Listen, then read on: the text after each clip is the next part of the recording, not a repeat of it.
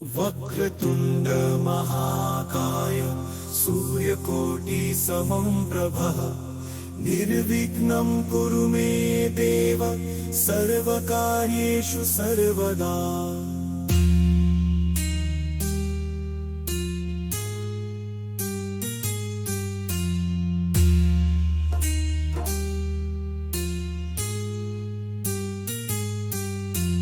गजाननं भूतगणाधिसेवितं कपित्थजम्बूफलचारुभक्षणम् उमासुतं शोकविनाशकारणं नमामि विघ्नेश्वरपादपङ्कजम्।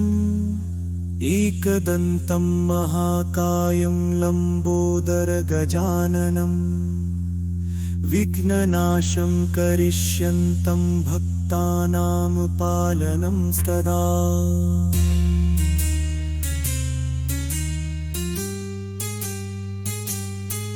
श्रीगणेशाय नमः सदा विघ्नहर्ता मङ्गलमूर्ति तं प्रणम्यं सर्वदा भक्ता करिष्यन्ते तव स्तुति।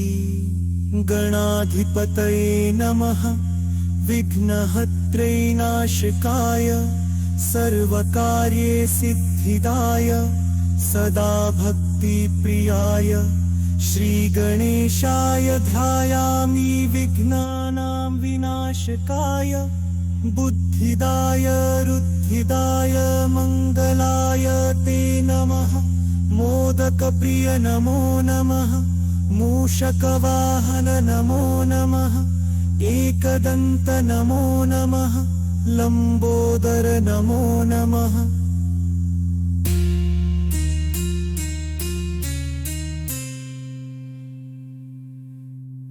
तं विनायकं नमामि सदा गजाननं मङ्गलमूर्ति भक्तजनानं दुःखहरणं सर्वदा सुखदायकम्।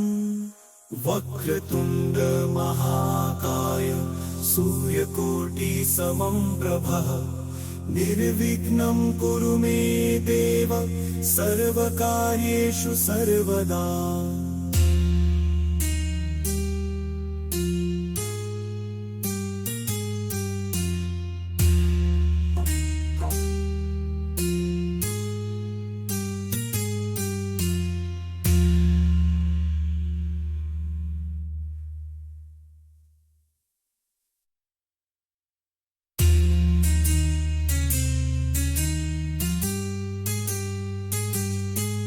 नामनायामि दिलाशकाय पुल्लं पार्बधाराय धूरधूरन्तिन्तकन्दनीहो सर्वकार्येषु हसदाय।